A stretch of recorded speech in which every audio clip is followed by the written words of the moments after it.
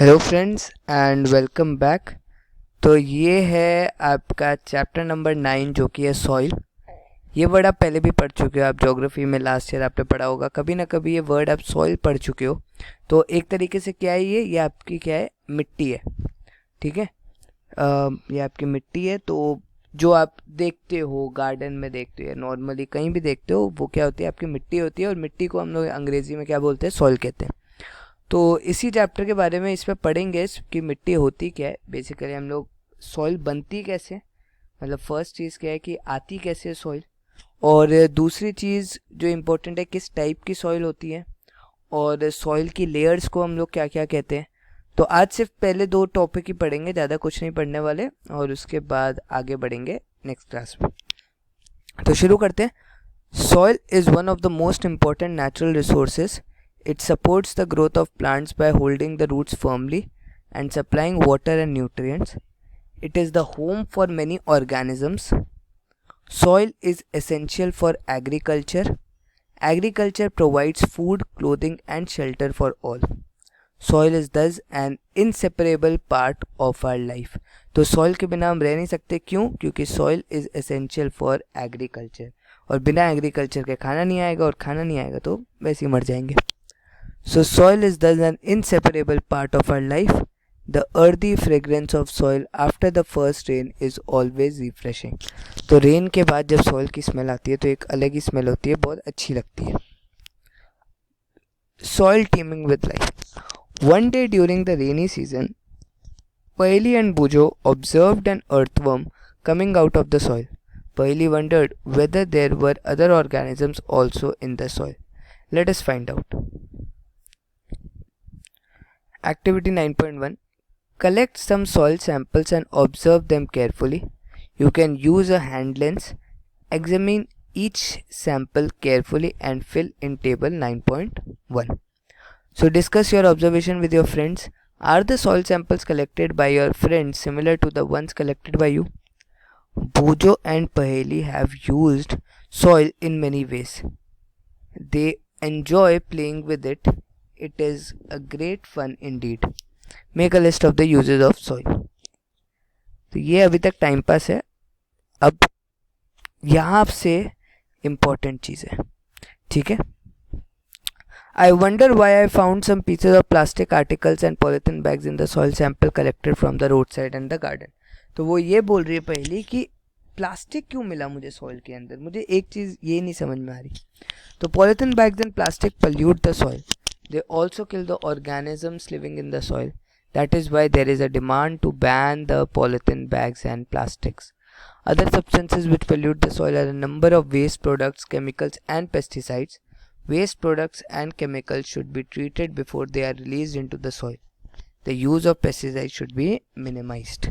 तो herbal paste होने चाहिए, पेस्टिसाइड्स मिनिमम होनी चाहिए, केमिकल स्प्रेज हो या केमिकल्स हो, वो सब कुछ क्या होना चाहिए, मिनिमम हो जाना चाहिए।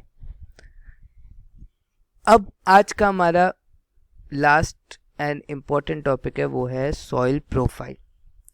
तो soil is composed of distinct layers. Perform the following activity to find out how these layers are arranged and then add a handful of soil to it. Stir it well with a stick to dissolve the soil. Afterwards observe it and answer the following question. ये है आपकी layers of soil: humus, water, clay, sand, gravel. लेकिन इसको हम लोग बहुत ज़्यादा detail में पढ़ रहे हैं, तो वो क्या है?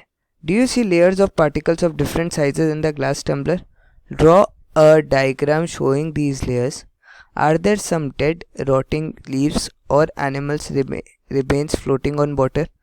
The rotting dead matter in the soil is called humus. तो humus क्या होता है? पहली चीज़ यहाँ पर दी हुई है, the rotting dead matter in the soil is called humus. तो जो सड़ जाता है बिल्कुल ही, ठीक है, डेड है, सड़ जाता है, उसको हम क्या कहते हैं? ह्यूमस कहते हैं। You probably know that the soil is formed by the breaking down of rocks by the action of wind, water and climate. This process is called weathering. ये चीज़ आपने ज्योग्राफी में पढ़ी होगी कि वेदरिंग क्या होती है, कि सॉइल बनता कब है? सॉइल तभी बनेगा जब पत्थर टूटेंगे, ठीक है, और पत्थर के टूटने को ही हम लोग क्या बोलते हैं? वेदरिंग बोलते हैं। By the condition of air, water and sun. ठीक है. So breaking down of rocks by the action of wind, water and climate, this process is called weathering. The nature of any soil depends upon the rocks from which it has been formed and the type of vegetation that grows in it.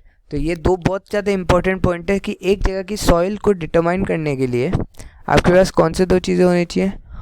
One is कि सबसे पहले आपको ये पता होना चाहिए कि किस टाइप के रॉक्स उधर मिलते हैं, और दूसरी चीज़ जो आपको पता होनी चाहिए कि किस टाइप की वेजिटेशन वहाँ ग्रो हो रही है.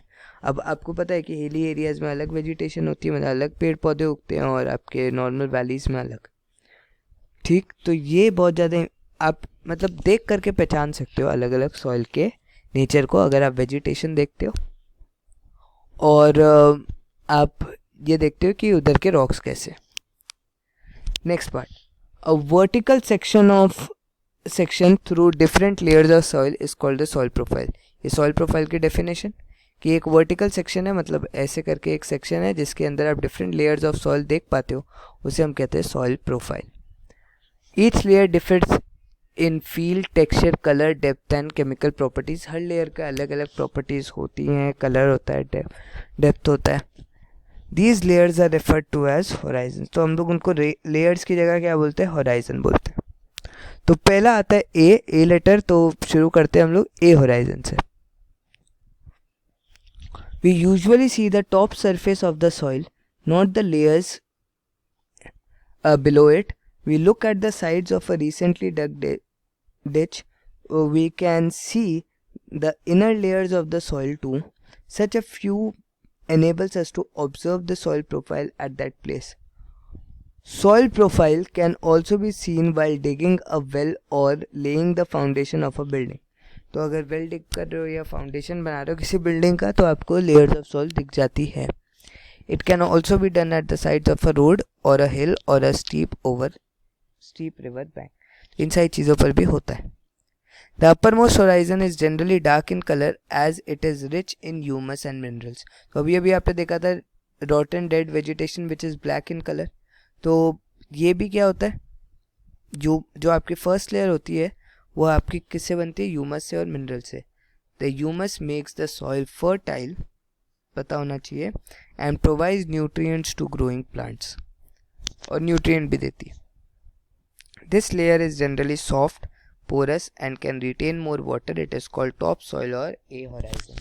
तो इसे हम आइदर टॉप सॉइल बोलते हैं या फिर ए होराइजन बोलते हैं, जहाँ पर आपका ह्यूमस मिनरल्स हाई अमाउंट में है. Next part, this provides shelter for many living organisms such as worms, rodents, moles and beetles. The roots of small plants are embedded entirely in the topsoil. तो small plants के जो roots होते हैं वो आपके कहाँ होते हैं, वो आपके topsoil के अंदर होते हैं.